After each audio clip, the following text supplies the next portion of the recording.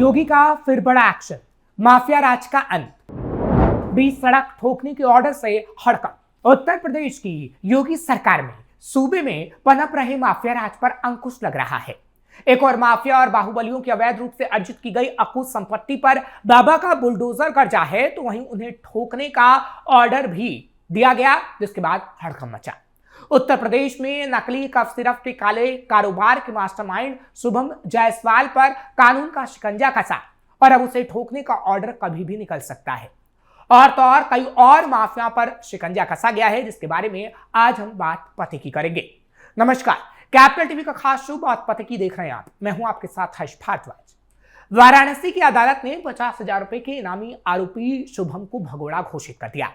बताया जा रहा है कि गिरफ्तारी से बचने के लिए वो दुबई भाग गया, जिसके बाद अब उसे भारत वापस लाने के लिए अंतर्राष्ट्रीय स्तर पर कानूनी प्रक्रिया शुरू कर दी गई, जिसके बाद अब उसे कभी भी ठोका जा सकता है और योगी ऑर्डर दे सकते हैं। अदालत की चेतावनी को किया नजरअंदाज, होगा तगड़ा एक्शन। वाराणसी पुलिस के मुताबिक कोतवाली थाने में दर्ज मुकदमे के तहत शुभम को 30 मार्च 2026 तक कोर्ट में पेश होने का आखिरी मौका दिया गया था। इससे पहले पुलिस ने उसके घर पर नोटिस चस्पा किया और ढोल नगाड़ों के साथ मुनादी कराकर उससे आत्मसमर्पण करने को कहा था। इसके बावजूद वो पेश नहीं हो सका, जिसके बाद कोर्ट ने उसे आधिकारिक रूप से भगोड़ा घोषित कर दिया है। मिट्टी में मिला करोड़ों का साम्राज्य। पुलिस ने इस नशीले सिंडिकेट की आर्थिक कमर तोड़ने के लिए बड़ी कार्रवाई की। शुभम और उसके पिता भोला जायसवाल की अब तक की करीब 28 करोड़ रुपए की अवैध संपत्ति जब्त की जा चुकी है। जांच के दौरान गिरोह के 13 बैंक खातों को भी फ्रीज कर दिया गया। गिरोह के अन्य सदस्यों विकास सिंह, प्रतीक और प्रशांत की संपत्तियों को भी कुर्क करने के लिए 18 अप्रैल 2026 को कोर्ट में सुनवाई होगी। दुबई से वतन वापसी का प्लान। एसीपी विजय प्रताप सिंह ने बताया कि शुभम जायसवाल नशीले कफ सिरप सप्लाई करने वाले एक बड़े संगठित गिरोह का मुख्य सदस्य है, क्योंकि उसके दुबई में होने की पक्की आशंका है। इससे पुलिस अब प्रत्यर्पण संधि या इंटरपोल की मदद से उसे सलाखों के पीछे लाने की रणनीति पर काम कर रही है। जल्दी उसके खिलाफ कोर्ट में चार्जशीट भी दाखिल की जाएगी और योगी जैसा ऑर्डर देंगे वैसी ही कार्रवाई होगी। बरेली में माफियाओं की संपत्ति जब्त। इतना ही नहीं, अलग अलग जिलों में भी माफियाओं पर तगड़ी कार्रवाई देखने को मिली। आज बरेली में पुलिस और प्रशासन ने नशे के खिलाफ अभियान के तहत एक बड़ी कार्रवाई की है। जहां नशीले कफ सिरप मामले में तगड़ी कार्रवाई हुई, वहीं नशे के खिलाफ भी। दरअसल फतेहगंज पश्चिमी के कुख्यात स्मैक तस्कर अकरम और उसके गिरोह की 68 लाख रुपए से अधिक की चल अचल संपत्ति कुर्क कर ली गई। ये कार्रवाई पिट एनडीपीएस एक्ट के तहत की गई। ये कार्रवाई महत्वपूर्ण मानी जा रही है, क्योंकि आमतौर पर तस्करों पर एनडीपीएस या गैंगस्टर एक्ट के तहत मामले दर्ज होते हैं। इस बार प्रशासन ने अवैध नेटवर्क की आर्थिक शक्ति को तोड़ने की रणनीति अपनाई और वो कामयाब रही।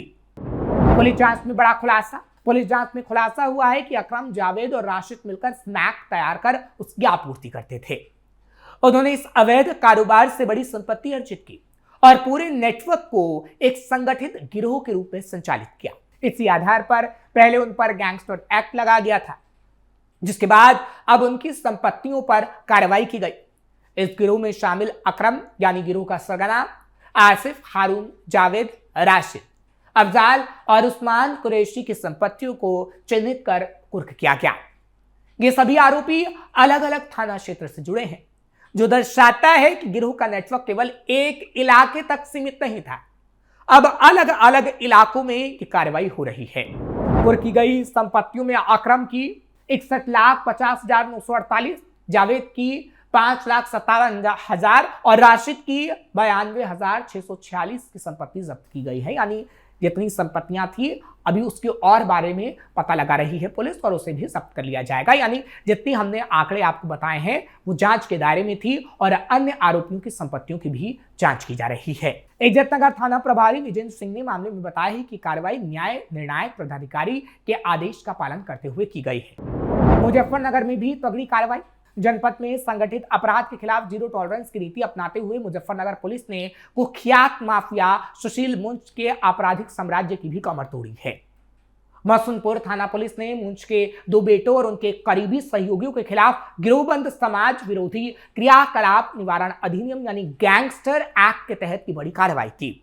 पुलिस ने मुंज के पुत्र मंजीत उर्फ टोनी को इस गिरोह का सरगना घोषित किया। थाना प्रभारी निरीक्षक आनंद देव मिश्र की रिपोर्ट पर दर्ज इस मुकदमे में सुशील मुंज के पुत्र अजय दीक्षित उर्फ मौनी, मंजीत उर्फ टोनी और उसके सहयोगी अमरदीप उर्फ भोलू निवासी मथड़ी रतनपुरी को नामजद किया।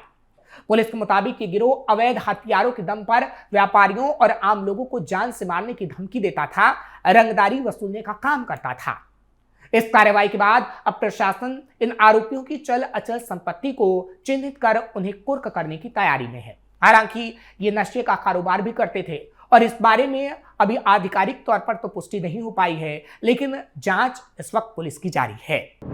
निरीक्षक का बेटा बना डॉन। पश्चिमी उत्तर प्रदेश का सबसे बड़ा माफिया डॉन माना जाने वाला सुशील मुंज रतनपुरी के गांव मथेड़ी का रहने वाला है। उसके पिता चंद्रपाल सिंह पुलिस विभाग में निरीक्षक थे, लेकिन बेटे के अपराध की जो गाथा है वो थोड़ी लंबी है, क्योंकि बेटे ने अपराध की राह ऐसी पकड़ी कि पिता ने उसे अपनी संपत्ति से बेदखल तो कर दिया, लेकिन उसने अकूत संपत्ति अपने नाम कर ली। हालांकि उसके खिलाफ 50 से अधिक मुकदमे दर्ज हैं। साल 2025 में 1 लाख रुपए का इनाम घोषित होने के बाद उसने जेल में आत्मसमर्पण कर दिया था। हाल ही में पुलिस मुठभेड़ के दौरान उसके बेटे अक्षयजीत और सहयोगी अमरदीप की गिरफ्तारी ने मुंज गिरोह की अब कमर तोड़ दी है। कुख्यात पदन सिंह बद्दू और भूपेंद्र बाफर जैसे अपराधियों का गुरु माना जाने वाला सुशील मुंज फिलहाल अब पुलिस की नजर में भगोड़ा है। खुफिया सूत्रों का दावा है कि वो ऑस्ट्रेलिया में शरण लेकर वहां से इंटरनेट के जरिए अपने सिंडिकेट का संचालन कर रहा है। हाल ही में पुलिस ने एक मुठभेड़ के बाद उसके बेटे अक्षयजीत को गिरफ्तार किया था, जिसके बाद अब गैंगस्टर की कार्रवाई से गिरोह की आर्थिक नींव हिलाने की तैयारी हो रही है। आतंकवाद की भी तोड़ी कमर। इतना ही नहीं, माफियाओं के साथ साथ योगी ने आतंकवाद की भी कमर तोड़ी। योगी सरकार ने पिछले 8 सालों में न केवल अपराधियों की कमर तोड़कर रख दी, बल्कि प्रदेश में आतंकवादी संगठनों के स्लीपर मॉड्यूल, उनके सहयोगी और असामाजिक तत्वों को पूरी तरह नेस्तनाबूद कर दिया है। इस दौरान योगी सरकार ने न केवल आतंकवादियों के नेटवर्क को ध्वस्त किया है, बल्कि टेरर फंडिंग, धार्मिक उन्माद, फर्जी दस्तावेज और विदेशी घुसपैठ पर स्ट्राइक भी की है। योगी सरकार ने आतंकवादी संगठनों के 142 स्लीपिंग मॉड्यूल को अरेस्ट किया। इसमें ISIS, सिमी, PFI और अलकायदा से जुड़े स्लीपिंग मॉड्यूल शामिल हैं। हालांकि आंकड़े 2025 में दिए गए थे। प्रदेश में एक्टिव 131 स्लीपिंग मॉड्यूल आतंकवादी संगठनों को पनाह देने के साथ गोपनीय सूचनाएं ये पहुंचाते थे, जबकि एक आतंकवादी को मुठभेड़ में मार गिराया गया। वहीं आतंकवादी संगठनों को टेरर फंडिंग करने वाले 11 स्लीपिंग मॉड्यूल को अरेस्ट किया गया है। रोहिंग्या बांग्लादेशी घुसपैठ और धर्मांतरण मॉड्यूल पर भी स्ट्राइक योगी सरकार ने की है। राम मंदिर को लेकर धार्मिक उन्माद फैलाने और सड़क जुलूस की साजिश पर भी करारा प्रहार हुआ है। योगी सरकार की प्राथमिकता में शुरू से ही प्रदेश को सुरक्षा और कानून व्यवस्था के क्षेत्र में रोल मॉडल बनाना रहा है। यही वजह है कि ATS ने पूरे प्रदेश में अभियान चलाकर आतंकवादी और माफियाओं के स्लीपिंग मॉड्यूल पर करारा प्रहार शुरू किया। उत्तर प्रदेश की जमीन पर ना तो आतंकवाद और ना ही देश विरोधी एक्टिविटी में शामिल लोगों को बर्दाश्त किया जाएगा। योगी सरकार की पहली प्राथमिकता में शुरू से ही सुरक्षा और कानून व्यवस्था के क्षेत्र में रोल मॉडल बनाना रहा है। Uttar Pradesh anti terrorist squad ने पूरे प्रदेश में अभियान चलाकर आतंकी संगठनों के स्लीपिंग मॉड्यूल पर कहर बरपाना शुरू किया। ATS ने आधुनिक उपकरणों और अपनी इंटेलिजेंस का इस्तेमाल कर आतंकवादी संगठनों के एक स्लीपिंग मॉड्यूल को खोजना शुरू कर दिया। योगी ने दिया बड़ा संदेश। जीरो टॉलरेंस केवल एक भाषा ही नहीं बल्कि भाव भी है, जिसे जमीनी धरातल पर सख्ती के साथ उतारा गया। इसका परिणाम है उत्तर प्रदेश, क्योंकि आज कानून व्यवस्था और सुरक्षा की दृष्टि से देश के अंदर एक मॉड्यूल स्टेट के रूप में अपनी स्थापित करने में यह सफल रहा है।